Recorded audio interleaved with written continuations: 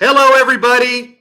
It's April the 11th, 2025, episode number 46 of Into the Fire, coming to you live from Tulsa, Oklahoma. What a treat do we have tonight. Freddy Pon, retired homicide detective from Miami, Florida, one of the true OGs. I'm talking OG. He literally was on episode one of season one of the first 48. So he and I actually share a little bit of a kinship when it comes to that. There's not a whole lot of detectives across this country that can say that they were on that show. And both Freddie and I have been on there on multiple episodes. And he's somebody that I watched from way before I got into homicide. And he was a standout for me. And actually, we'll talk a little bit about Freddie and how he's moved on to just be epic, really. What he's done with his career is absolutely fantastic. He's moved on from the world of homicide to do many more things, and he's just not somebody that's a wallflower. He's actually making a difference in the world. I did want to make a mention a couple of things. This I wasn't able to be here the last couple of weeks, so for those of you that managed to find other things, hopefully you came back. I want to thank everybody that's the viewers that are here watching us tonight. Adiza, I don't know that I've seen your name here, so welcome, and many of the other regulars that are normally here, Phyllis, etc. And I see Steph's in the house.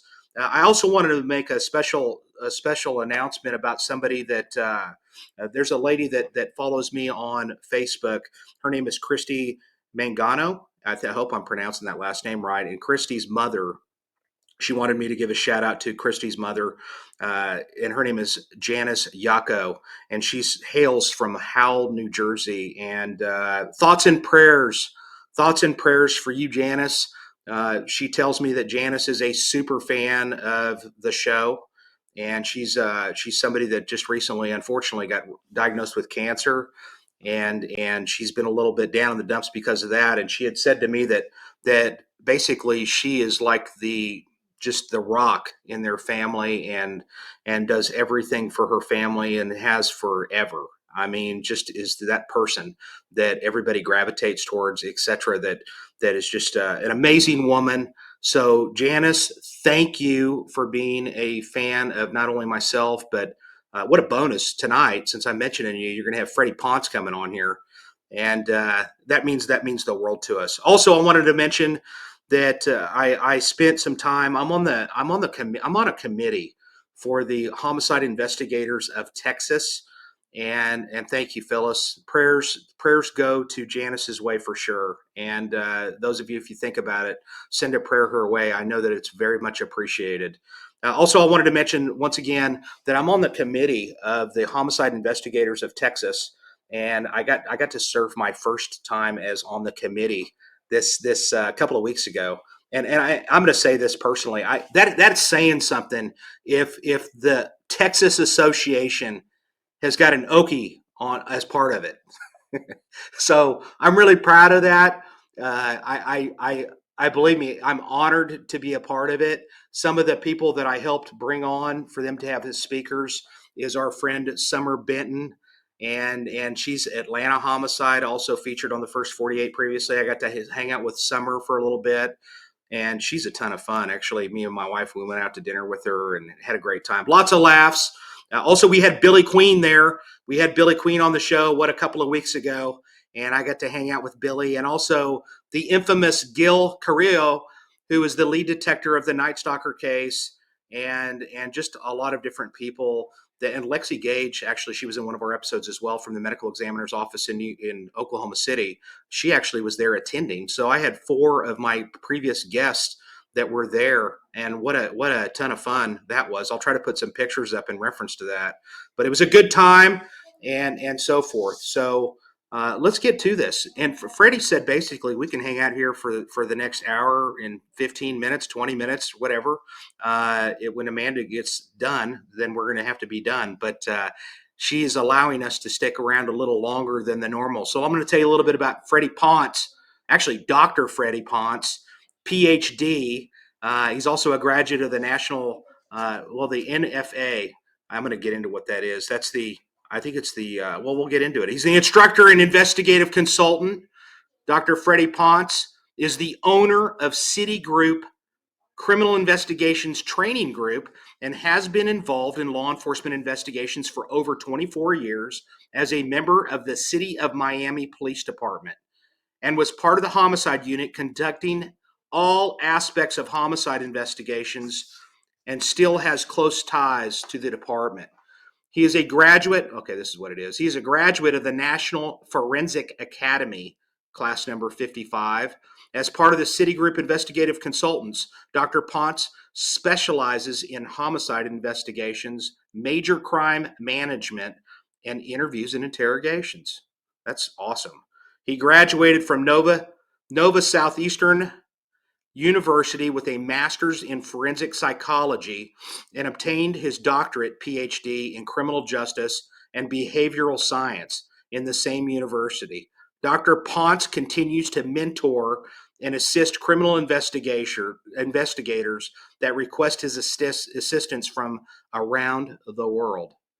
So, welcome to the show. Somebody that he's kind of a mentor to me. He didn't know it. Thank you, Jason. Thank you for having me. The legend, thank you for being here, buddy. I appreciate it very much. Thank you very much for having me. I appreciate the time and the I'm not opportunity. hearing you. Hang on a minute. Yeah. Okay. We're having a Can you hear me? moment with his audio. I'm good. Yep. Hang on a minute. Amanda hears me.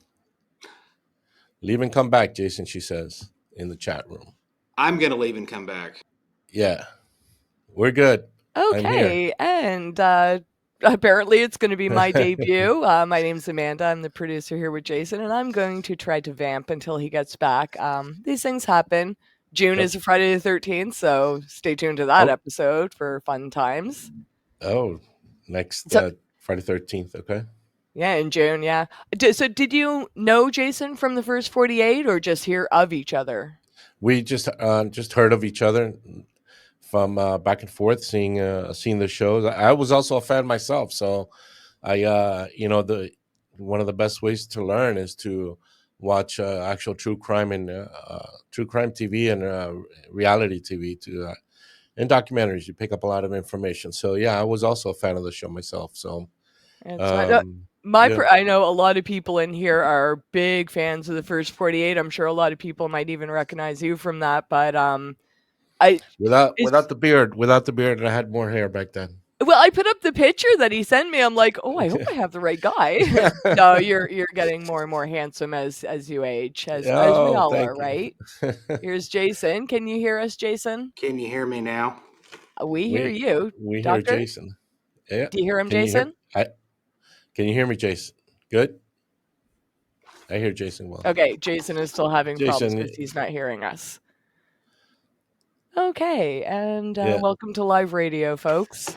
Is he writing us a note? I don't know what he's doing. Hold on. Yep. We hear you. Double check mic.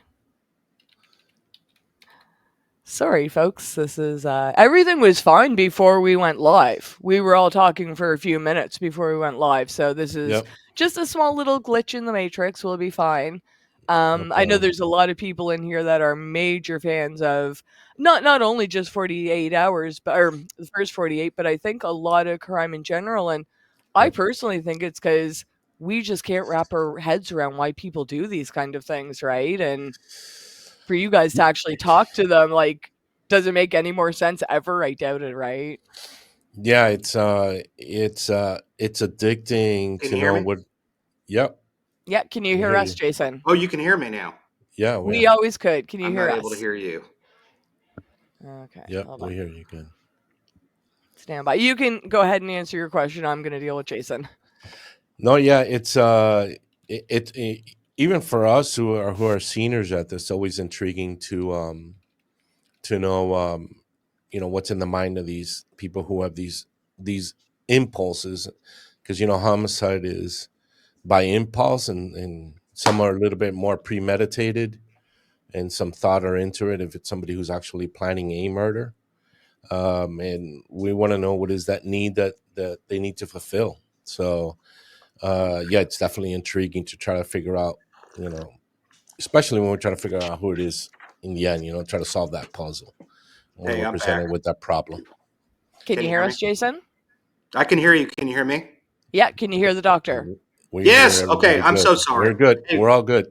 I'm sorry. I'm so Okay. sorry. And everyone tell Jason you want me as his new co-host. I'm just There you kidding. go. I want to be behind the scenes. Take it away, Let's Jason. Don't go away, Amanda. We might have an emergency. Stay I there. will be here. Hey, you know what it was? It was probably it was competing with my other laptop that was next to me. I did Mm. want to mention real quick, Freddie, because it may not have came through. Did anything that I was talking about ever come through, or was it just me No, yeah, babbling? we heard everything you said. It went Oh, through good. everything. So, Yeah, yeah. okay, great, great. All right. Well, listen, Freddie, I appreciate you being here, buddy. I really do. Yeah. You're somebody that you and Thank you, I man. we share a lot of commonalities, actually. And I know that what I want to start with, honestly, is uh, man, how did you even get interested in becoming a cop to begin with? How did that all start out? Wow, I'll tell you, that story is a very, very long time ago when I was about 19 years old. I was looking for a job, and a friend of a friend who owned a detective agency in Miami was looking for young people who actually wanted to do something fun and actually do some simple work of following people around who were cheating on their spouses. And when I was told that story, I'm all in. I'm all in. While all my friends were hustling around in the streets of Miami, either at the beach or playing basketball, I was chasing old people cheating on their wives, and I was having a whole bunch of fun doing it. And I was fortunate enough that the owner of this detective agency sent me to my first interrogation school when I was 19 years old. I'm 57 now, and I've been doing that work for that long of perfecting and coming up with new methods of interviewing and interrogation. But one or two of my main courses that I teach with my company now is advanced interview interrogations and interview interrogations and interrogations for homicide investigators, amongst all the other courses I teach with my company for homicide investigators. So that's something I've done throughout my entire career. So I did that for a couple of years. I did some missing person cases. I left to the military for 4 years and still doing research with that. And then when I came back from the military, my goal is I was pretty proficient at interviewing witnesses already. I was pretty good at it, and my goal was that I wanted to interview what I thought to be the worst criminals in the world were sex offenders. Is what I wanted to apply those skills at. My passion was to be in front of a sex offender, a rapist, and get him to confess. So by then, I entered the PD at 29 years old, and that was my goal. That's what got me to police work, and I always knew that I wanted to go to investigations. But like many police departments, you got to go through uniform division, you got to go through patrol, you got to go through the streets. This is different than what happens in other countries. I'm in Brazil right now, and it's not like this here. There's the detectives are not patrol officers, and there's a big disconnect with that. There's a problem with that because they don't have the street experience that investigators like you and I have had, been in uniform prior to uh, being in an investigations unit. So and then so the yeah I applied to Miami Police Department. I got in. I did my work in the streets. Did about 3 or 4 years on the road, and I already had some background experience with investigations. But I was having a problem getting into Special Victims Unit. Back then, it was a sex. What was it called? It was not called Special Victims Unit. Yeah, they We changed called that it wording. we called it Yeah, sex crimes, just sex crimes. sex battery unit. That's what they called Okay. it back then. It wasn't. Now it's changed. But the guys that worked there at the Special Victims Unit, those guys were there 20 years. Those same investigators, they would not leave. There were no openings at all. And then through official bulletins started coming in openings for homicide.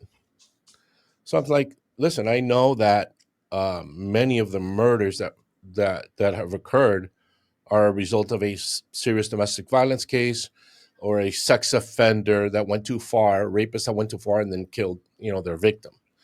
So I knew I was going to get that world in while conducting homicide investigations, but it wasn't that easy to get in. The lines were very long. A lot of people applied for one position.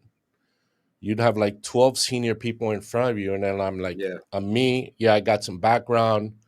I only had like 4 years on the department, and I'm applying for a homicide unit. So it wasn't until the third time around that I finally got in. My persistence helped me out a lot, and throughout those years, if there's young investigators listening and watching, is like, don't waste your time sitting around waiting for an interview, and try to take as many courses, investigative courses as possible. So when you do get to that interview, you show up with that notebook, that book that has all those certificates, and you get to sit in front of a panel. I don't know how it is in Tulsa when you're going to go interview for investigative division. In Miami, you'd have to sit in front of the homicide commander, three other senior investigators, the people are eventually going to be working with. And they interview you across the board. They want to know everything about you, your past, from almost the day you were born, and then they want to know about your education. They want to know about everything. So I was not wasting my time. And in those, finally, before I got to that selection, I was at the homicide office on my days off, sitting with homicide investigators, wanting to know their work. Tell me how you do your work, and I would sit with them. And they would see me there every day, after work and on my days off.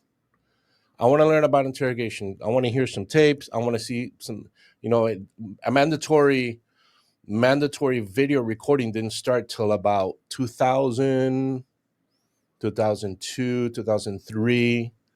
And so before then, it was all cassette tapes, cassette tape, cassette tape.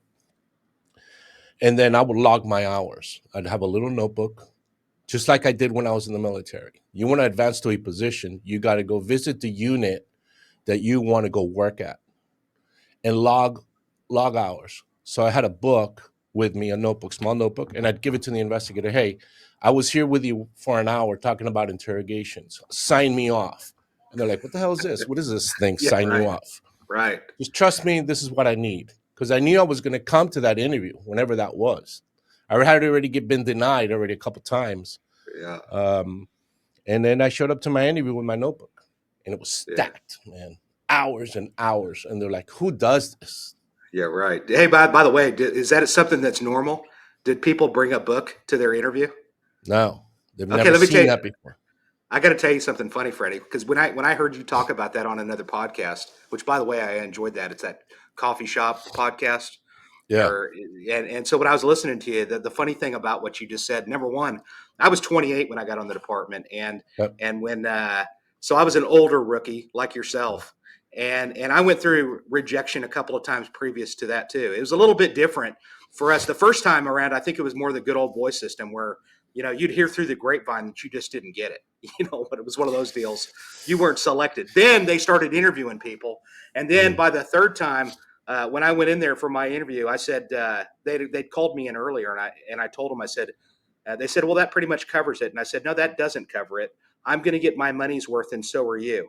And the funny thing that you'd mentioned is I actually put together a book exactly like what you're talking about, other than I didn't have people initial it like it was a recipe book. But I put together all of my certificates. I put together the best reports that I wanted them to see.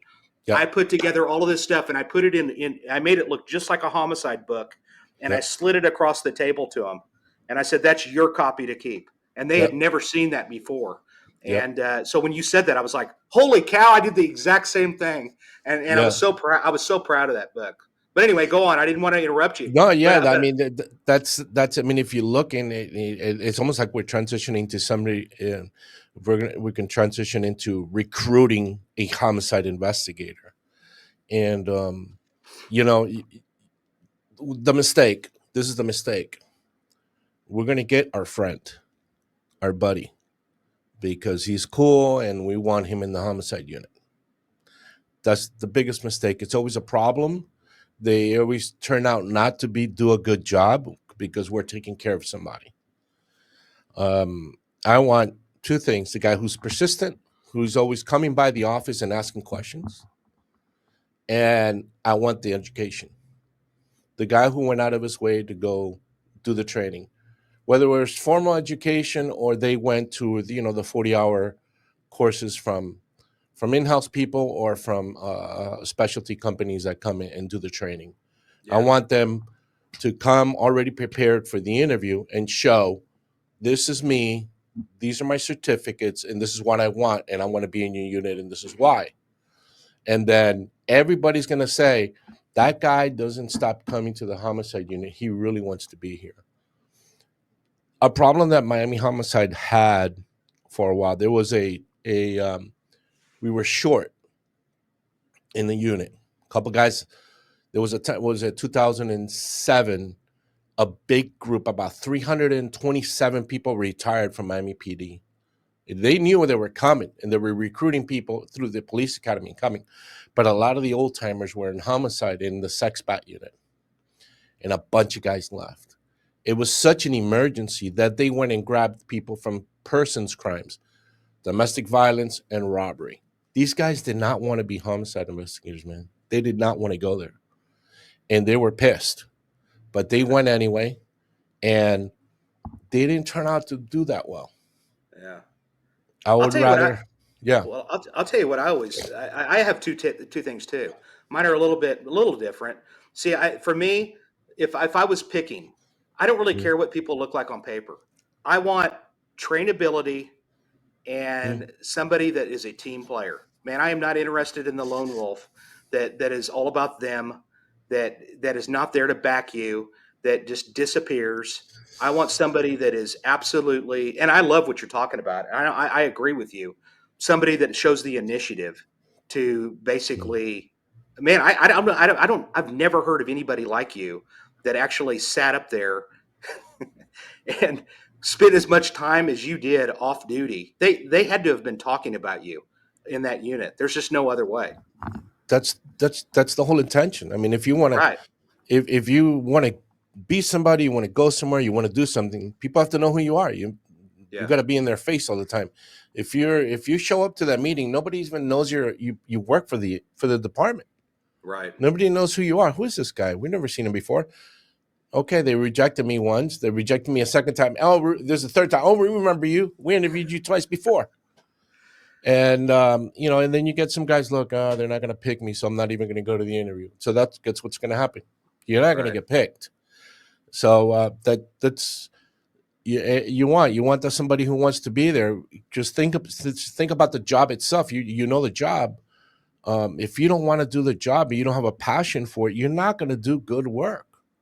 You're not Yeah. going to do good work. So um, you want to be there, and I want some education. I prefer to recruit somebody from a persons unit, somebody that wants to be there and already has some experience interviewing. Give me somebody from robbery, give me somebody from domestic violence, but that they want to come to the unit, not that they don't want to. They want to come, and they have experience already doing interviews, so I don't have to waste my time training. I get a new guy that I'm training.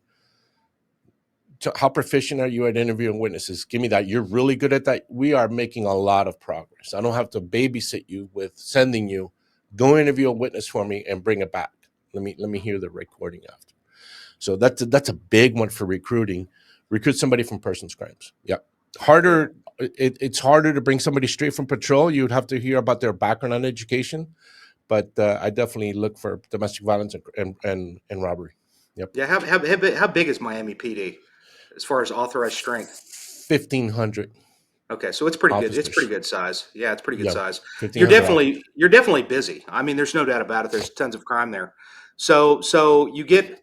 I agree with what you're saying. I think that's great. I also would like to see somebody that comes into the unit, and I think that we're kind of guilty of this a little bit too. Is that I don't think we set the parameters down on as the way it should be. What we expect of them. Mm, Their squad expectations. When you come in the door and they put out a skeleton call, I don't want you to be sitting at your desk while we're getting up to move to go to it. You should be beating us out the door to go see mm, the skeleton call or the death call or whatever, to go, hey, can we go to that? That's what I want to hear.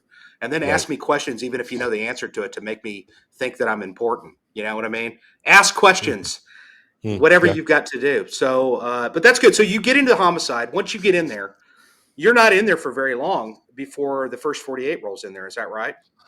We started filming in, I think it was, there was another show filming before the first 48 was Crime Scene Uncovered, but it only covered the CSI guys. So when it transferred to Homicide, the show died there. So they were like, hey, let's come up with this new show. I think it was 2002. And then first 48 started, and then that went for 13 seasons that I was there with them. Yeah, it went a long Yep. time. Yeah, it went a Yeah. long time for sure. You when they came in there, tell me a little bit about what that you're for you guys it was completely different because you didn't have somebody to kind of see how it went with the other cities. For you guys, it was a brand new thing. So what was that like? Yeah, we were the first city that launched in first 48. We were the first city. Working with the field producers, the guys. Yeah, at the beginning it was a little odd, man. It was a little weird. Because we it was, you were talking about trust. We needed to trust them. We always had control. We always set the parameters on when they can film, when they cannot film. They were always called all the time. When the sergeant received the call that there was a homicide, they were like the second person called, and then all the other detectives got called in. So they were, some of them were on scene before we even arrived because they lived in the city. They had apartments. The producers were rented apartments in the city, so they can get to the crime scenes faster. Yeah. So it's being comfortable with them. That the initially the camera in the face is exactly what it is. It's a camera in your face the whole time you're there, the whole shift. And there's like two guys. Never really saw three guys with cameras. Always There's always two guys, or a lady. And the camera in your face was uncomfortable initially. It was tough. And then I think we only really had a problem with one guy, and it wasn't a big deal. When we told him, hey, look, you need to put the camera down. We're gonna have a private conversation. He was still with the camera up, so we had to stop talking, and then we had to had a separate meeting with him, and then call New York, and this little thing like that. It wasn't a big deal, but and then we had another problem with a guy. We told him to get out of the crime scene, and he wouldn't get out of the crime scene. It was a small issue, but I think it was after a while of being comfortable with them and becoming friends over the years. We would see the same two guys for many, many years.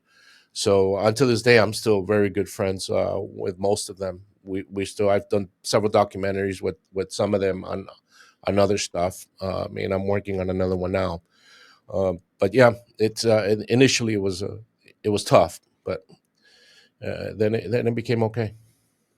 Yeah, one of the questions that came in is that do we have to have permission? They don't have any permission to film, but they have to have permission later on for their loved from the loved ones for them to air the episode. That's kind of how it worked for us. I don't know how it was for you initially. Was it like that? Probably even more strict, really. Yeah, so initially when I first started, it was a contract with the city of Miami. It was it was a several meetings with the city, several meetings with the chief of police, with the homicide commander, and then all of the investigator had to sign a release that their faces are going to be on TV. Nobody got paid anything, no benefits or nothing like this. And then everybody who was filmed had to sign a release. All the witnesses and all the family members. So if you saw a blurry face, it's because they didn't get a signature. If you see something on TV, and if you saw a blurry face, is because it was somebody we were looking at, a person of interest that we were looking at on TV. You know, you always see that blurry face on the TV. Yeah. Is because they were. It was not a suspect, an eventual suspect in the end. Um, yeah. So I want to talk about a case that I thought was interesting that I'd heard you talk about previously, and I don't know if it was your first case or your second case, but it was a triple. You got called out on a triple homicide or something along those lines. Does that ring a bell to you? Had a couple triple homicides. I don't know which one you're dealing with. Well, the one I'm referring Triple to is doubles. when you get there, it turns into an actual double homicide because somebody was, Oh somebody was yeah, yeah. The kid that was acting dead. Yeah, when the police arrived on the scene, he was so scared. Even the officers that were on scene calling for the triple, and then she touched the kid, and the kid was like, "No, I'm alive. I'm just staying here because I don't know if the shooter's still around." Yeah, that's crazy.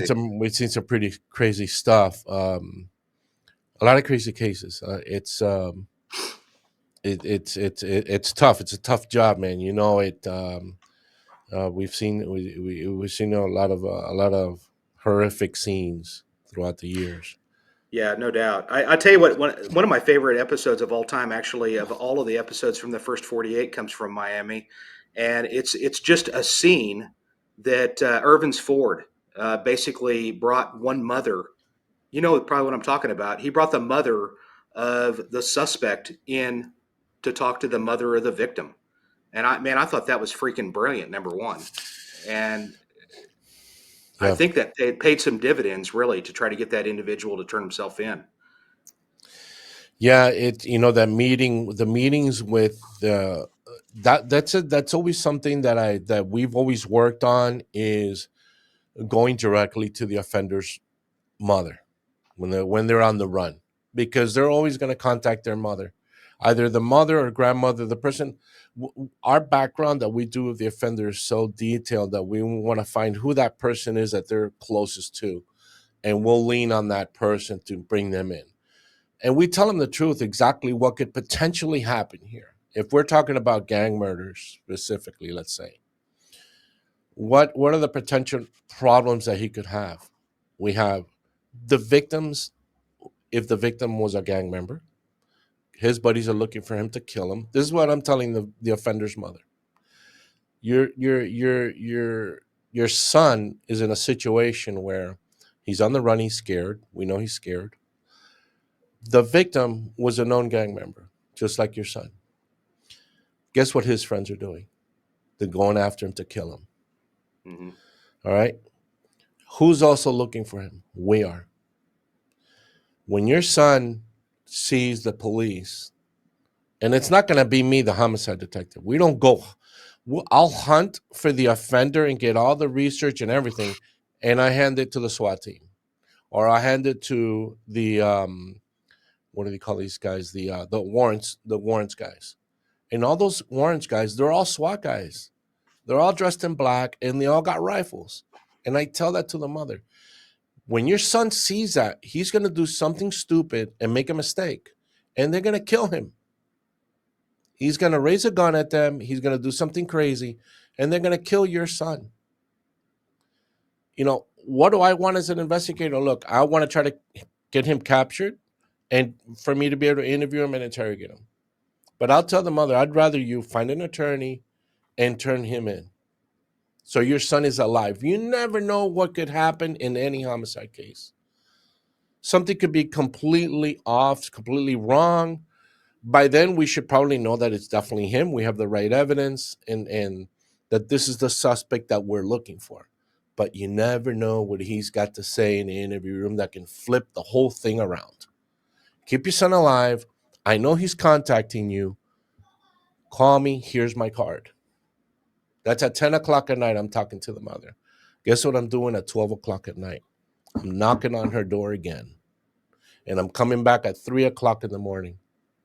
And he's going to know about it. And that offender does not want you to mess with his mother.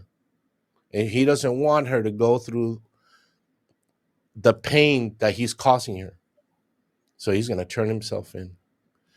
I've had that happen many times, many times. My favorite thing was always to have them come without the attorney, obviously, and I would get confessions, and I've been able to interview several, even with their attorney present. But yeah, you got to tell it exactly like it is to the offender's mother. You got to tell them the reality of the seriousness. A lot of people will knock on the door. You know where your son is at? No, and then they just walk out and leave the door. Yeah. Extend the conversation a little bit. Let them know exactly what it is. Yeah, I agree with that. That's really good advice, actually. What do you see from, and we're going to jump around a little bit, but here, what do you see kind of as the difference between detectives today from the detectives from when you were doing it, or is there any difference? I think they're getting a lot of help with technology. They're solving a lot of cases through technology, and I think that's fantastic. It's really hard now for offenders to get away. It really is. I would like to see continue for them to train on their interviewing skills. Keep that going. That's never going to go away. You can have all the technology you want to help you solve the case. You're the manager. You have to put the whole case together. You're going to be presenting that in court, and you're going to have to face the offender. I don't want to hear the excuse of why should I have to interview him if I got him on DNA, I got him on prints, I got him on camera, I got him on AI, I got him on cell phone, I got him on everything. Now, that you're going to have to face this person and find out why. What led to this position and this issue. So, that is the number one skill any investigator, specifically even a homicide investigator, needs to perfect, to be really good at, to not only to gain additional evidence and additional leads, but to try to get to the truth with Yeah. that person you need to talk to. But yeah, the big difference now is that they have a whole lot more resources than we used to have before. They have a lot of technology available to them, which is amazing. Well, and we do. I mean, we've got flock cameras, which are probably one of the biggest advances as far as at least getting us on into an area to look for people, et cetera. I mean, it's just amazing between that and tag readers and so forth. And you guys didn't have any of that. Furthermore, you really didn't have a lot of that phone technology that exists today. It's just insane, man. I mean, well, you already know. You teach this stuff, but Yeah. it had to have been that you. I'm sure back then in Miami when you were working and you were filming, at least in from 2004 to 2013 or 14 when you were or when did you guys stop filming? Do you remember? I believe it was in 14 and Okay. 15. Yeah, 14, 15. Yeah. Yeah. So I mean, I'm sure that you would have loved to have had some of that technology then, but I think you're absolutely right. And I think one of the problems that a lot of these people, it's almost a challenge for interviewing anyways because of this, because they Mm, live on their phones and they text and they email and they don't talk like they used to, kind of a thing. You and I are about the yeah. same age. So we both had Yeah. a phone cord that was over 100 feet long when Yeah. you were growing up in your house, man. Yeah. Yeah. Yeah. We sure Yeah. did. But all right, so you've done that. You did the first 48. What was the experience like, or what was the community's reception to that in your community? Because quite frankly, man, here in Tulsa, I'll tell you, I think it's a blessing for us. I mean, I haven't seen anything negative with respect to that. The community, quite frankly, they're more apt to talk to us because of it. They have more of a familiarity with us. So, what was it like in Miami? It was exactly the same. It helped us solve a lot of cases. I know specifically in the Overtown Miami, they were big into it. You step out of your car and everybody's shouting your name from a distance. Hey Ponce, what's going on, man? What's going on? And when you even got to the senior, they're already screaming you from the third floor. Yeah. Um, yeah, definitely.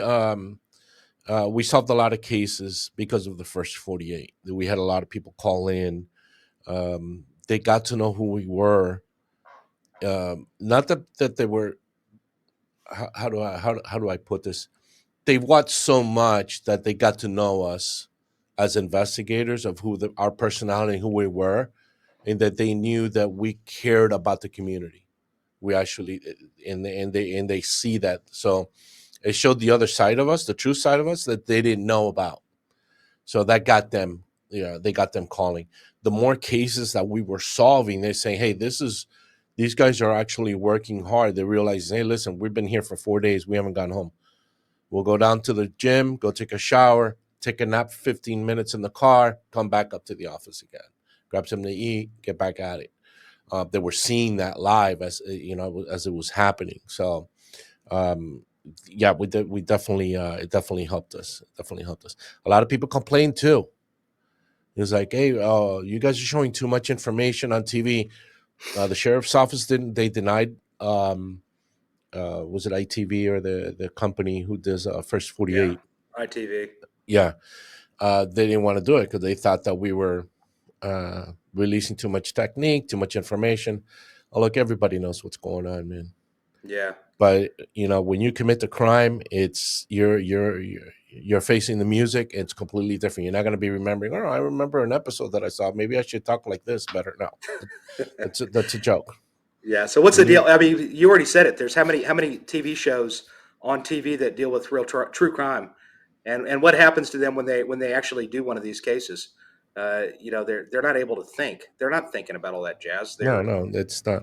It's yeah. So it's my favorite part. I have to say about hunting killers is, listen, they always know you're looking for them. So everybody's all concerned. Oh my God, we got to get them right now, or they're gonna find out that it's them. Listen, they know it's them. They're the one that did it. They're always on the run. From the day one they commit the murder, they're always on the run. Whether they go sleep at mom's house, auntie, or grandma's house, they're always on the run. They're always jumping around. I'm fine with that. They're gonna make a mistake, right? Um, yeah, my favorite part about that is that while they start getting tired of running and now they're sleeping, is when I have that warrant in my hand and I go knock on that door with that team that's going to go in there, and then that's when the bomb hits. If you've ever been scared of anything in your life, multiply that by 10. What happens to your body? These guys, you go knock on their door and they urinate on themselves or they defecate on themselves when they see your face, especially if they're fans of the show. And they knock on the door and they see you, who you are. Oh, hey, that's Jason. I know Jason. Oh shit, Jason's here for me. yeah. And Didn't you guys? that bomb drop is tough. Didn't you say that you guys hit a house one time and honestly, you guys were on TV when you went into the house? Yeah, that was a show. What did they title that? That was titled. It was a case of the victim got set on fire in his car. It'll come to me. It's coming to me. Torched. Yeah, it was seven defendants in that case. They all confessed, and it had been 6 months. I think the show would air like 6 months or 3 months later. By the time they started filming, it would already be airing. So the rerun was on when I knocked on his door. He was watching the rerun of the show that he was in, that we were looking for the guys. Oh And when I man. knocked on the door and he opened the door, he right there, man, he urinated all over himself. Just No grabbed kidding. him. All the county guys or the SWAT guys grabbed him. They brought him out to the hallway. It was pretty crazy. That's happened a couple times. It's a couple times. The show has helped a lot. Yeah, that's my So, favorite part about it. Obviously, getting a confession is a lot of fun, but just knowing that you're there, about to knock on the door, and they're having a good time with their girlfriend. That's it. Timing is everything. They're having a good time with their girlfriend. They're having dinner, or they're hanging out, or they're by the pool, or they're at a party, and the bomb just drops, and it just ends for them. yeah. It's a lot of fun. Yeah, that is a lot of fun. I actually enjoy that too. So you were in that unit for how many years and how many cases were you the lead in, if you know? Oh my goodness. 14 years, 15. I think it was 15. Yeah. Lead. Well over 100 cases, easy. Yeah. And was probably your we were. I don't know how your team is set up. We were always a team of 4. So we all went to everybody's murder. So not only was I the lead, I was the lead in my case, but the 3 guys working with me were helping me. And yeah, when it rotated to my partners, my 2 of the 3 partners, I was in their cases. So we're multiplying all these cases together. So that's we had 6 teams of 4, and then across the guys, the other team 1, team 2, team 3 that were across the desk from us, they were working the similar offenders that we were on multiple murders. So everybody was involved in different cases together. So, to say that you're the only lead on one case, you're really not by yourself. right, We're all working a bunch of cases. yeah. And then we did not just work homicide. We worked natural death cases, suicide, not traffic accident cases, not traffic homicide, but accidental cases. Uh, Somebody falling from a building, something like that. And we also Sure. handled suicides. Right. So we responded. Not many police departments respond to actual natural death cases. You would So actually respond. You responded to all those too. so Like you would every show up to those. yeah, Wow. we See, would we don't do respond that. to every I don't know why, every Saturday morning or Sunday morning. um we'd have um the little old people, died, and their families find them in the morning. So by the time you come to work at 7 in the morning, I worked 10 years homicide midnights, and then I went to the day shift for my last 5. And it was always in the morning. You'd have 4 or 5, 6 natural deaths in the morning. Your rotation was all morning long till about noon, going from house to house, doing a quick inspection, making sure everything's kosher, no problems, no issues, and then let the officer continue to with the funeral home and handle everything else with medical examiner. Yeah. Um, but we were, I will tell you this: for the 15 years that I was there, I saw death every single one of my working days in homicide. If it wasn't an actual homicide case, it was either a natural, an accidental, suicide, or a murder. Every single day we Wow. did I that. can't even imagine. I can't even imagine that much. Uh, now, when you were there, who was probably your biggest mentors as far as showing you the ropes and bringing you up, and the ones that you really? I mean, I don't want to single anybody out because I know that you had a lot No, of no, great no. I mentors. did. Irvin's Ford was pretty awesome. He was my a sergeant in a team I was doing at midnights, Tamayo and seems really awesome. Emiliano Tamayo was an amazing interviewer. He's now the chief at the state attorney's office, chief of police at the state attorney's office, investigations. He was an amazing interviewer. He was the guy that I would tell, "Hey, I want to listen to some tapes of your interviews." When I was first got there, and even prior to going to homicide, is like I'm listening to these all day long, while I'm working midnights. I'm listening to them in my car, where I'm going. I'm listening to interviews.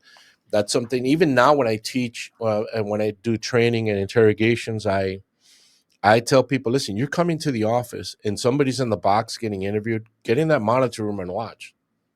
It's schooling. It's brand new, it's interviewing. Um, yeah. So the Tamayo and Ford were pretty big. A bunch of the senior guys did a good job. So Well, where are they some of the they other had people? I think. Do you keep in contact with basically everybody from those days, or I mean, I know how people are. When cops retire, they yeah, kind of yeah, a lot. I talk to Eunice Cooper all the time. She's also working with Tamayo now. I worked with Fernando Bosch, who was my partner. Rolly Garcia was a partner of mine. yeah. Uh, Bosch they're seems still really cool. they're still doing law enforcement work. Carlos Castellanos retired, and he's doing some private security stuff now. He was one of my partners as well. And I think Chiqui Gonzalez, he's up in with FDLE, Florida Department of Law Enforcement. He might have retired by now, but he went after that.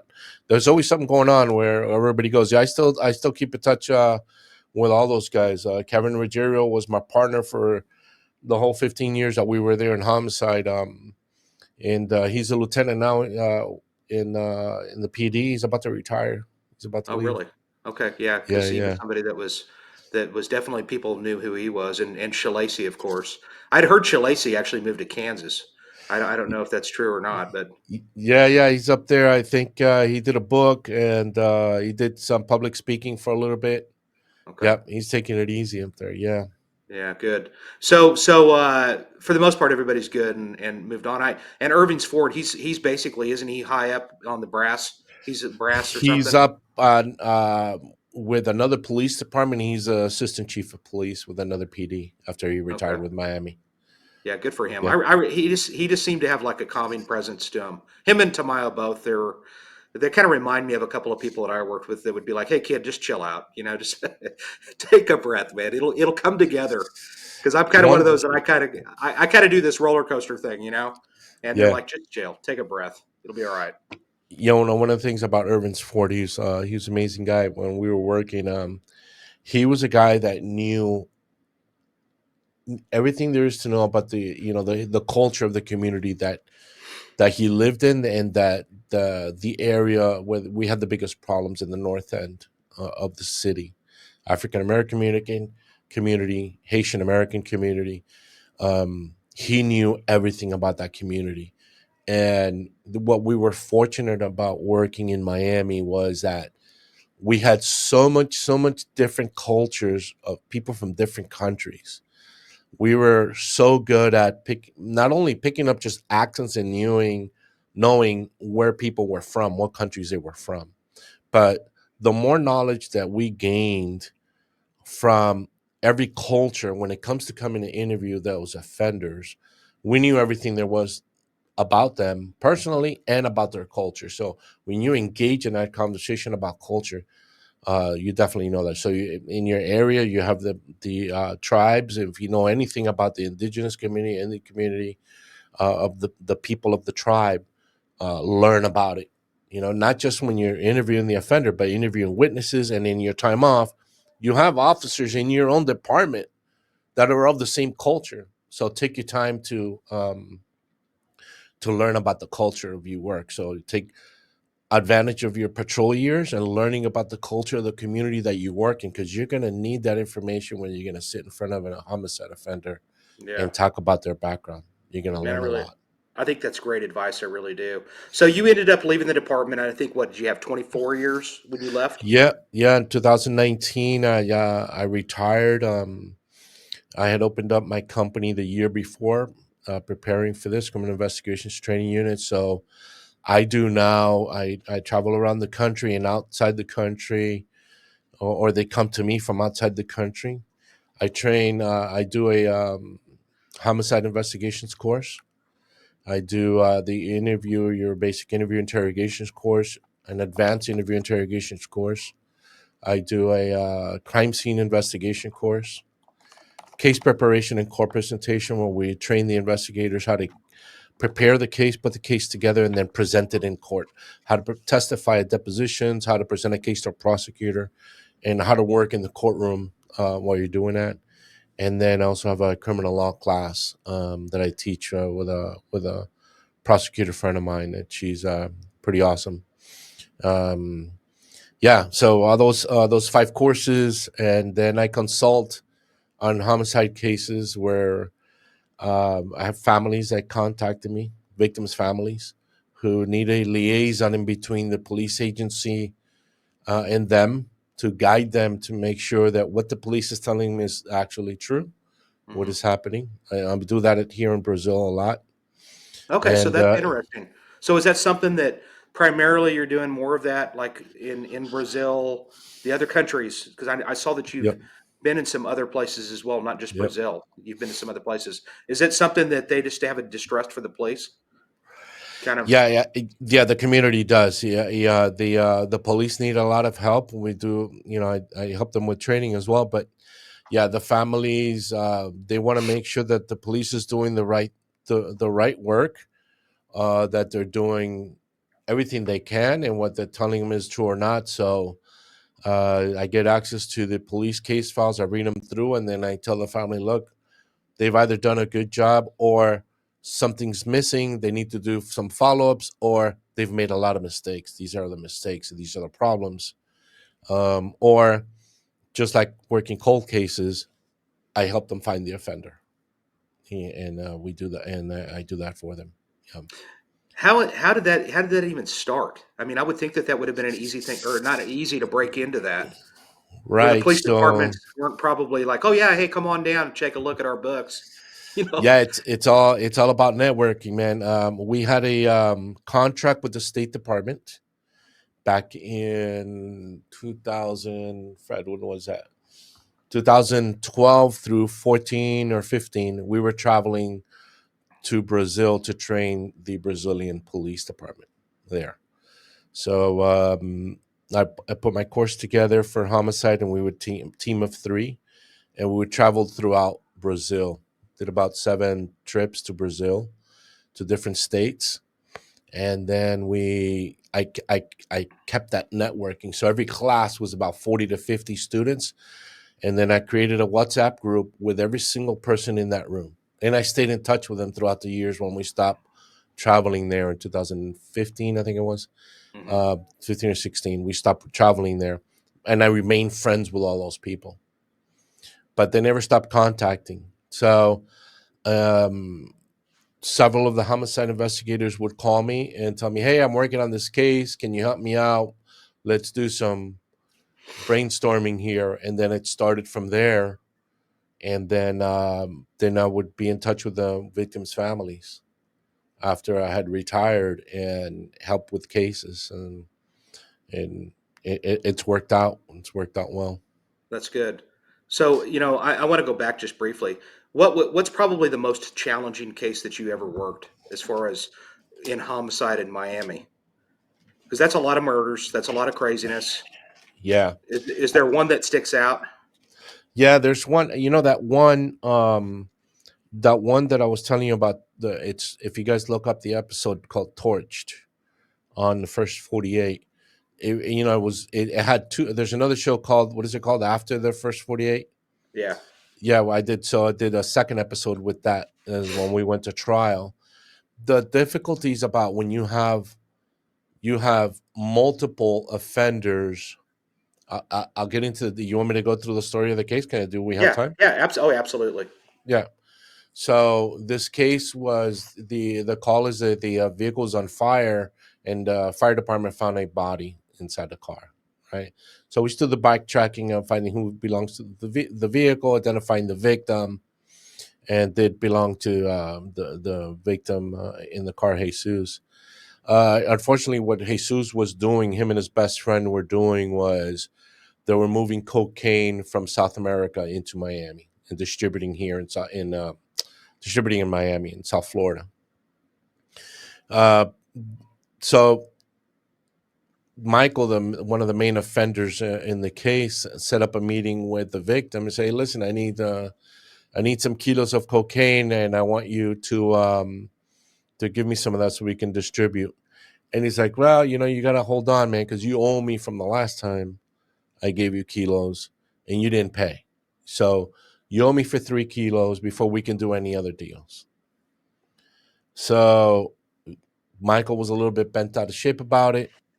And what he ended up doing was, you know what, I'm going to set up a 21 kilo deal, see if I can set up a 21 kilo deal, and then find out where he has the drugs or the money, and take it from him. So the only way he could set up the deal was actually to pay for the previous one. So he actually paid for 2 kilos cash, and then the victim accepted the new deal, the new 21 kilo deal. But by then, Michael had set up a crew. If you're in the business of trafficking cocaine, if you've got the cocaine, somebody's got a crew looking to rip you off. Automatic. Because these guys don't know how to do deals. They don't know how to sell, they don't know how to distribute, but they know how to rip you off. You can count on it. If you want to get in the drug business, that's fine. But somebody's looking for you, and it's the police and another crew to rip you off. And the guys that rip you off are going to kill you and take your stuff. Either it's cocaine or money. So that's what Michael did. He got a crew. He got a crew of 5 guys to follow the victim around for about 3 months and find out where the drugs were at or where the money was at. In what house was it? In every location that the victim would go to, they would follow him. They got police uniforms, they got blue lights, they were pulling all their friends over, searching their vehicles and try to rip them off, as see if they can rip off the everything. And then they set up the meet for the 21 kilos. And the five guys show up. They meet him at a gas station and they kidnap him. They Hey, tie Freddie, him hang up. on a quick Yeah, minute. yeah. 21 kilos of cocaine. I mean, what are we talking about value of that? That's got to be through the Back roof. then, that was 14.5 for a kilo. Wow. So I big remember. bucks, Yeah, big yeah, money. yeah, yeah, yeah. All right, go ahead. I'm sorry. Yeah, I was curious as to what a kilo of coke would go for. yeah. Back then, that was 2005. Yeah, 2005. That was going for about 14.5 back then. I don't know what it is now. I I don't don't know because know. we just don't see cocaine here in Oklahoma like you guys did in Miami. You guys are like Yeah, a point of entry, from Mexico. I would guess. they just had a big bust a couple days ago. Yeah, and yeah. So they set up the meet. They grab him, they kidnap him, and then they keep him for about 5 hours or so. The cocaine ended up being at his mother's house. They make him call his mother to push the vehicle out of the way, out of the driveway from the house when the kilos were inside that car. So the mother saw when all the offenders came in, all these caravan of vehicles, when her son was tied up in the back seat. He had already been shot one time in the leg by that time. And then what happened throughout the night was Michael, who was the orchestrator of kidnapping the victim and trying to get the drugs, had one of the co-defendants with him, uh, Tick. Tick had another crew on standby without Michael knowing. He had a crew of Haitian guys standing by, another 6 guys. He goes, as soon as I tell you guys I'm gonna take the victim, or we're gonna go get the drugs. So Michael ended up telling Tick, listen, let's go to my friend's house. I lost my cell phone in the kidnapping. I'm gonna go into the house, grab a phone, and we'll go get the drugs. When Michael got out of the car, the victim was in the back seat tied up. He took off with the victim, left Michael on the road, but with nothing. So that's when the second crew came in. It was a double rip. So that was a pretty awesome case. That lasted about that took me about 9 months to wrap everybody up. I ended up getting about 7 or 8 defendants on that case. Everybody confessed, and we flipped everybody and took Tick and Michael to trial. About 5 years after that, 2010, that went to trial. That case was pretty amazing. It was a lot of interviewing. Those cases that are big time, you see few and far between like that. Big cases like that, serial killer cases, you may see some. But when you have to do, I really enjoyed that case because I had to interview so many people. There were Mhm. so many gang members involved in that case. I was particularly um, got hooked on gang murders, Latin Kings. Um, you know, um, what do they call syndicates? Done some of the gangs that were formed in Miami. For some reason when that rotation came around, it was a gang murder show. I got pretty good at doing gang murders and going to interview in prisons, gangs. So you hear that these gang members don't want to talk to the police, but the end, man, they cry just as much as all the other ones, man. They're 6'4", tatted up from their necks all the way down. MS-13, call them whatever you are. They're all a bunch of punks, and they all cry just like the next one. They all confess. Just practice your skills, and those cases are a lot of fun. Just because it's so many, it's a lot of managerial work and putting all the pieces together, and just being managing how many people you've interviewed and all the background checks and knowing everything about everybody. So that's the advantage that we have in law enforcement and as investigations in the U.S. And it's probably like that in Tulsa. I was the lead all the way to prosecution. They tried this business one time where I would work a homicide case, and then you hand off your. I think in the FBI it's a little bit like this. Then you hand off the homicide case to the next agent, who has the next shift, and then he continues it to the next rotation, the morning shift guy, and then you get it again in that rotation later on. But then you miss what everybody else did. Yeah, Then you man, got to have that's a briefing. You got to have a briefing. What did you do with the case? Who did you interview? What did they say? You lost the information. And when it's time to go interview witnesses and victims' family, you don't know where you're at. Everybody gets lost. So then it came back to you're always the lead. That's the problem that they have in Brazil. That they're tossing the case to different investigators all the time, and everybody starts all over again. Let's interview all the family members again. Let's interview all the witnesses again, because there's always a new investigator over and over again, and you lose yeah, it. yeah. Yeah. That's why when you kept going, hey man, so I'm gonna get on there like meeting on tonight. Like I'm gonna get on there at 8 something tonight. And I'm like, no, Freddie, it's Eastern time, buddy. I'm Central. You're 1 hour off. I didn't realize you were in Brazil. I kept thinking, man, what's up with him? He knows that I'm in Oklahoma. I thought you Yeah, were yeah. sitting in Miami. So what's it like in Brazil? I mean, is that place pretty scary? Is there a lot of crime there? Man, it's beautiful, man. It's real nice down here. It's a lot of fun. Yeah, I say what I say about crime in Brazil is the same thing I say about crime in every big city. All right, every big city that you go to, L.A., Miami, New York, all the big cities. If you're hanging around in the wrong place at the wrong time when you shouldn't be doing, you're gonna find it. Yeah, Just like any big city, you're gonna you're there. Everybody's got an issue. All right. And if you want to look like and act like a victim, you're gonna become a victim. So just be aware of your surroundings. You hang out late at night at bars getting drunk, you're gonna find trouble, man. Trouble's gonna yeah, find you because yeah, you're acting like a victim. You're acting like a victim. So if you're hanging around in the wrong neighborhood, you're there. You're not there looking for a bar, for a party or something. You're looking for trouble, man. That's what I say about anything. So, I'm a lot calmer these days. So I go to a restaurant. I go have drinks with my friends. I don't do the 3 o'clock. I have to come back at 3 o'clock in the morning party anymore. I don't do that stuff. yeah. We're too old for I that jazz. it's too much of a problem late at night. It's too much of a Yeah. problem. Now, just out of curiosity, do you actually do guest speaking appearances? As far as do you have like case presentations that you do aside from your company? That like if a homicide conference somewhere in this country was looking for a speaker, is that something that you can do and you're interested in doing, kind of thing? Yeah, for sure. I do it down here. I've done it before. Yeah, sure, no problem. And if you got something going on, and I'm over there in Oklahoma, I'll be happy to go up there.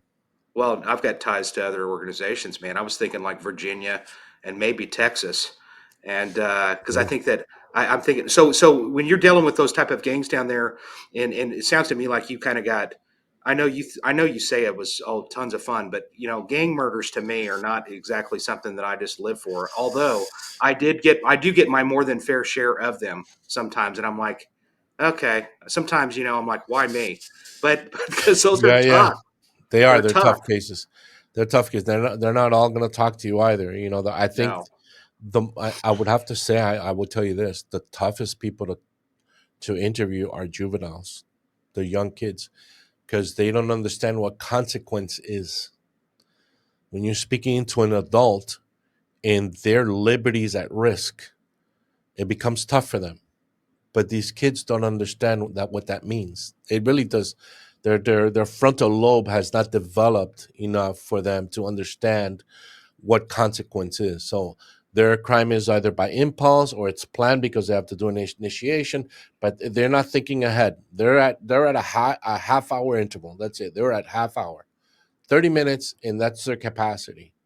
Anything after that, they don't reason. They don't understand it, and even when they're told in front of them, you're in a lot of trouble, they don't get it. They don't understand it. They think they're going home. They're Mhm. used to the juvenile system. What happens to the juvenile system?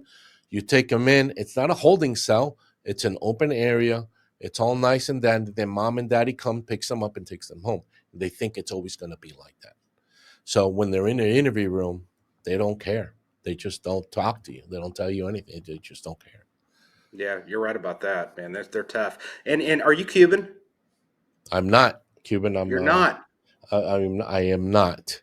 I was born in Venezuela, and as a very young little thing, I went to the United States. I was about 3 or 4 years old when I went to the United States. Okay.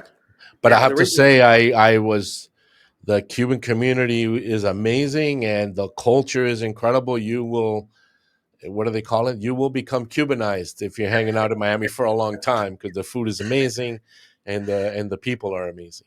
So you're not Cuban, but you've been Cubanized. Yeah. So you're partly Cuban now. Did you have it? Did you ever have people that just would flee back to Cuba? And then what did you do then? We've had a couple. Yeah, there's no extradition, and there's just like Brazil. There's no extradition in Brazil either. It's tough, man. It's tough. It's tough. We chased down a serial killer here down here in Brazil, and the case ended up being made. But Broward County did a really good job on that case. They had one of the victims. Many years later, they were able to solve the case, but the guy ended up dying in an airplane crash. But we always knew where he was. We just can get him extradited. Yeah, that's crazy, man. It's That's tough. crazy. You could do all the we've gone to other countries to go bring people back. You work with Interpol and you get a red notice on the Interpol warrants. You got to work with the state departments for that to go chase people down in other countries. You just can't get on a plane and go. Yeah. Once you're given permission to work with the police, then we at Miami Homicide we chased people all over the world. We traveled all over to interview people all over the world, No kidding. eyewitnesses, even if there were eyewitnesses.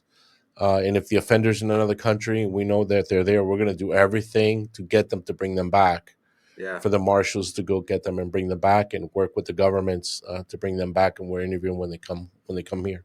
Yeah, Well, that's epic because that means to me that Miami really they don't really put a price tag on murders. They want them solved, and they're willing to do whatever it takes. And that's pretty cool that they were willing to we do that. were back then. We were fortunate to have a big budget. The budget for that allowed that. Yeah. So in the state attorney's office, front billed some of that budget as well for Yeah. travel and to go get offenders.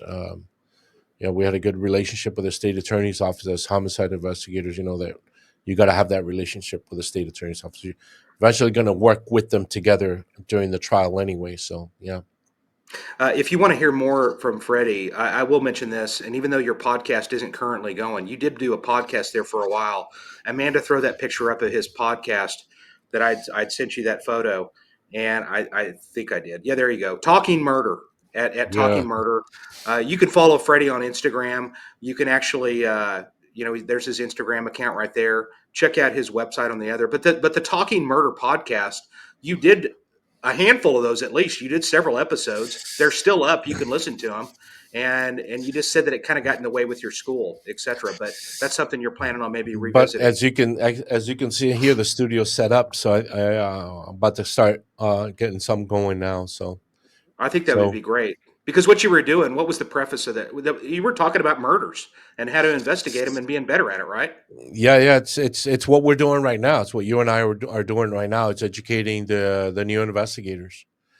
It was part of my training. I'm doing the actual training now, and additional information for them, just additional information for them, to get better at their work, and we're talking to judges, attorneys, other investigators, techniques. I was putting it out there. I really didn't care about it. Everybody's concerned. Oh, you're putting too much information. You know what? I don't care. It's not the same.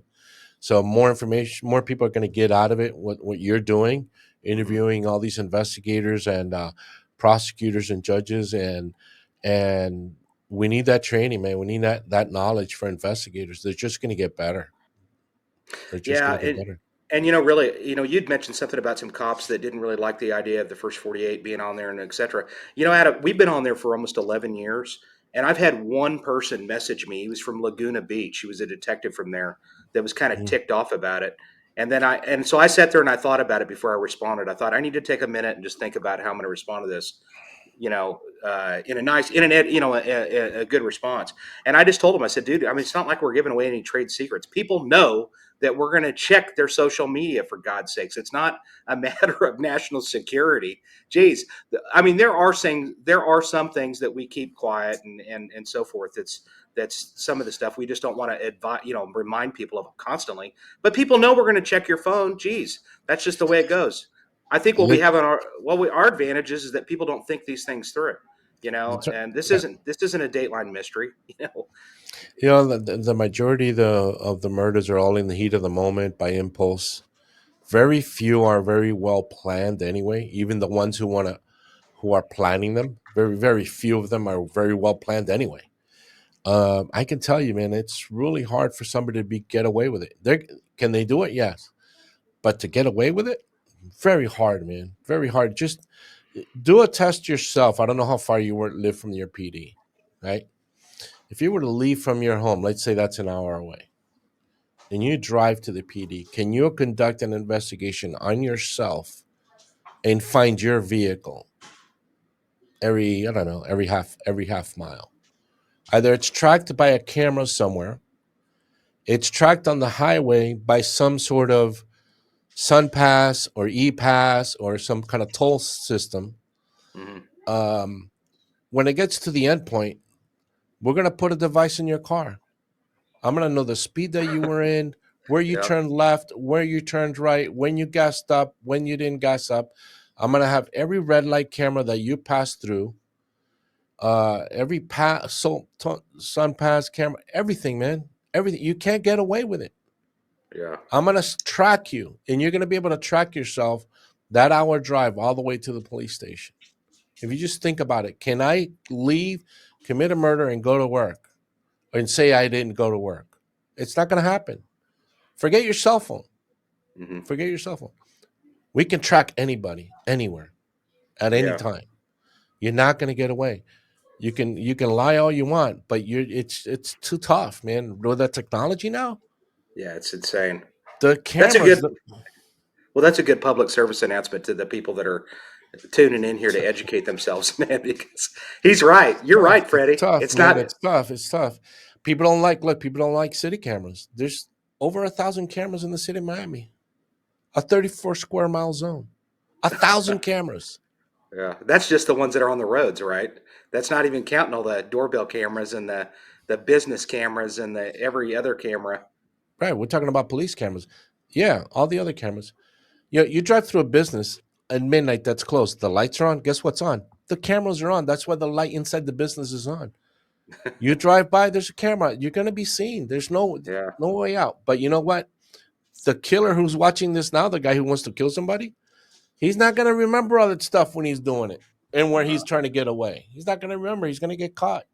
It's yeah. it's it's it's I'm awesome. It's awesome for the new technology. I love it. It's great. No, it is too. It is great. So I just want to remind everybody that number one, Freddie Ponce, man, you're awesome, dude. I really have a lot of respect for you, and I'm not just saying that. The reason why I do is because you've not only did you represent your department well, actually all of Thank your you, man. detectives did. I think that your department just had the utmost professionalism when it came to Thank solving you. homicides, and really you kind of had the look of what you imagine homicide detectives to look like. I mean, really, even down to Awesome.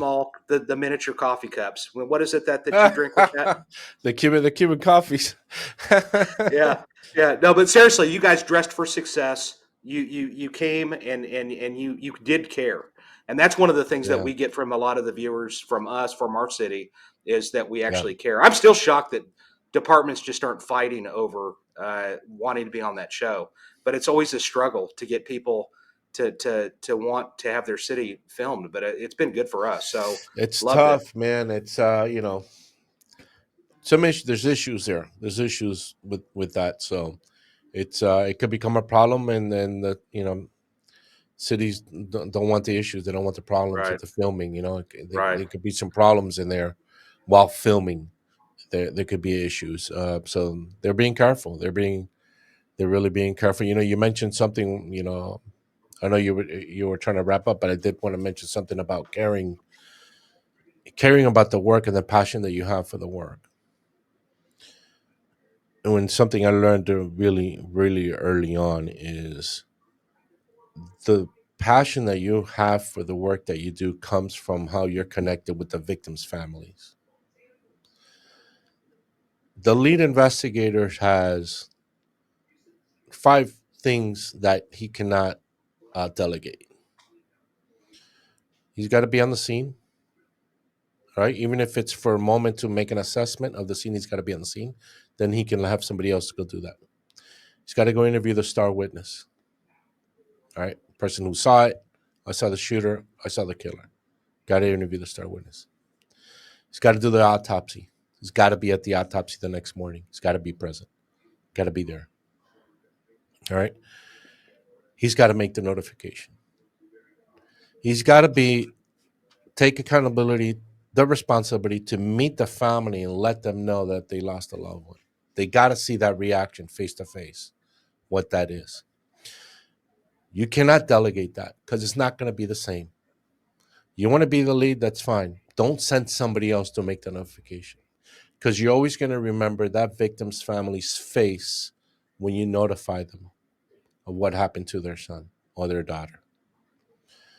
And when you understand that, then you have an attachment to the case. You have a passion for the case, and you don't abandon that victim's family. Just do a self-analysis on all the cases that you've worked or other partners have worked. Who made the notification? And find out how many cases were solved or not solved because of that, just because of that alone. When you're that close to the family, and you tell the family when you have that family meeting, when you tell them to come to the office or you take them to your office, you give them a business card and you tell them I'm available 24 hours a day. You call me anytime you want. If I don't answer, as soon as I see the message, I'm going to call you. I also need you to be available for me when I contact you. Tell that to the family. And I'm going to call you the day that I have the person in custody, no matter what time of the day is. I'll call you at 3 or 4 o'clock in the morning that I have them in custody. And you have an agreement, you have a contract with that family that you're always going to be there for them. And that you're always going to notify them. Even if the case goes nowhere. We've had this problem before. We've got nothing. We've got no leads. Case is dead. But you're still in touch with them anyway. They're going to call you. But what's wrong with you picking up the phone and saying, hey, how are you doing? Look, I still have nothing, but I want to check up on you. You have that connection to that case that tight. You're going to solve those cases, man. You're going to solve them. It's a key component. You got to be in touch with the family. Involve the families in the investigation. Let them help you. You never know how many what resources those families have. They may have a whole lot of money, or they may have no money, but they have a lot of friends who have resources, real estate agents, attorneys. They have friends in the industry. They know people on the streets. They're best friends of all the gang members. They know everybody, all the girlfriends. They know everything there is to know. Don't ignore the families. Some police agencies tell the detectives, don't involve the family. Don't tell them what's going on with the case. Don't let them know what's going on because they're going to go find and tell the offender or whatever. No, involve them in the investigation. Yeah, do we have to keep some stuff secret? Yeah, we do. But involve them in the investigation so they can help you, and then that gives them a purpose as well. Yeah, I love that. I love that, Freddie, honestly. And the other thing is that you don't know what family from the past is going to help you on a murder of the present, from another different case because of how you treated them on your other case. It's kind of one of those, you know what I mean? So, Yeah. and that's happened. That's happened for me. I have no doubt that that's happened for you along the way. I get calls from people all the time, that are some even gangsters that, I treated them right. And so if you treat people right, and you just treat people right, it's going to pay real dividends for you down the line. And so I agree 100%. I think that's priceless information, Freddie. I really do. Yeah. And man, they should really teach that to every single homicide detective when they first come into the unit.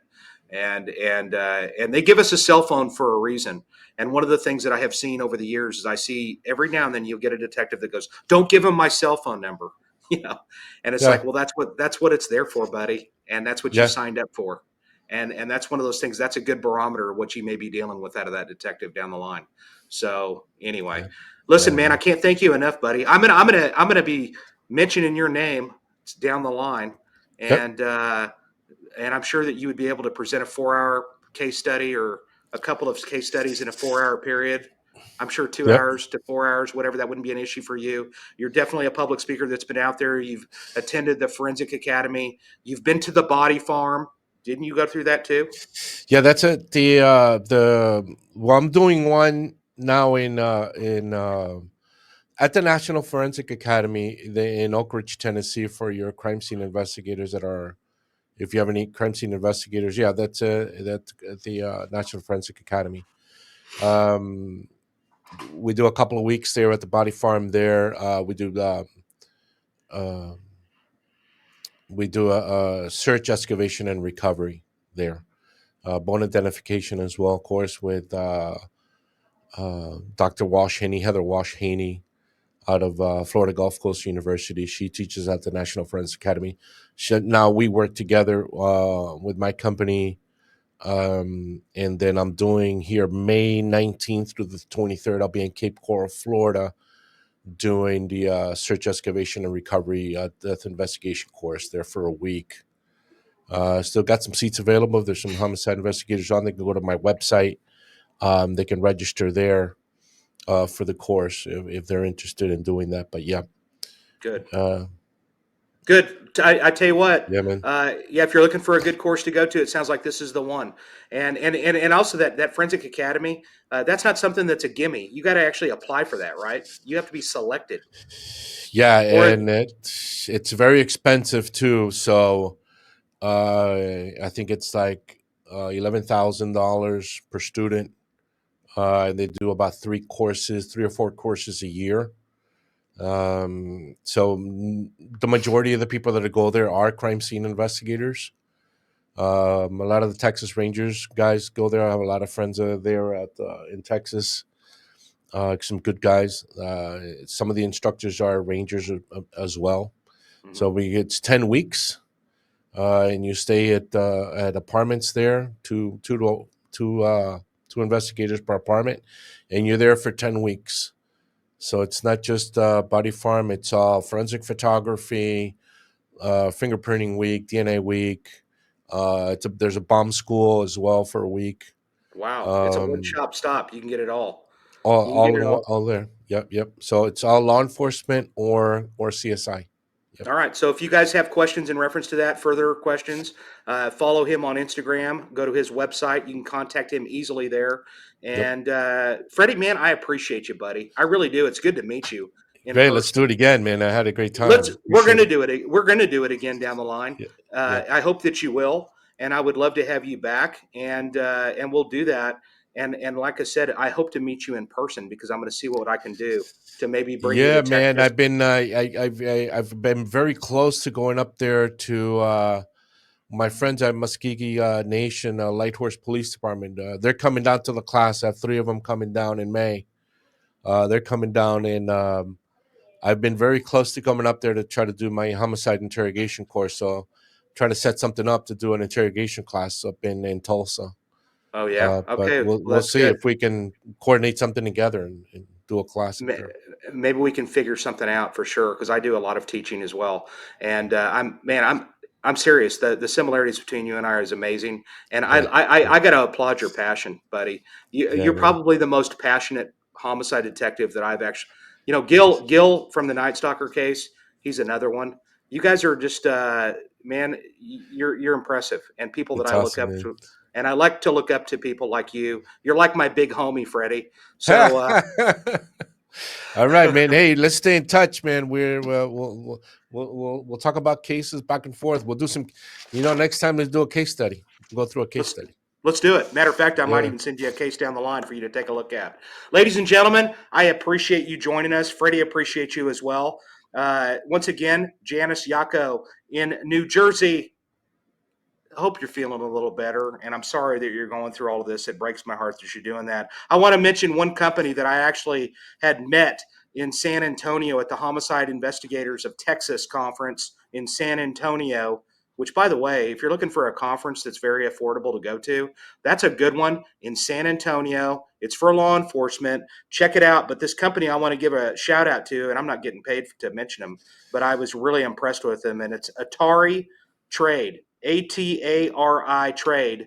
And they actually make challenge coins. And man, their work is, they'll make anything you want basically, and they'll put your logos on there. And we're talking challenge coins that are like $3 a pop. You're not going to find challenge coins at that rate anywhere else. And I was incredibly impressed with it. And they'll make jackets for you. They'll embroider hats. They'll do all kinds of crazy stuff at a reasonable price. And I at least wanted to mention them. And I thought that was really impressive. Ladies and gentlemen, like I said, thank you again. Amanda, thank you for letting us go a little longer than Thank normal. you, Amanda. Yes. Thanks for filling in. I'm sorry about that little bit. That was a real amateur minute, and I'm sorry that happened. But I'm sure that this episode came out great in the end. Thank you, everybody. Appreciate you again, Freddie. We're going to stay in touch. You're my friend now, and right on. We're gonna work together. I can guarantee it. Ladies and gentlemen, thank you again. Amanda, take us out.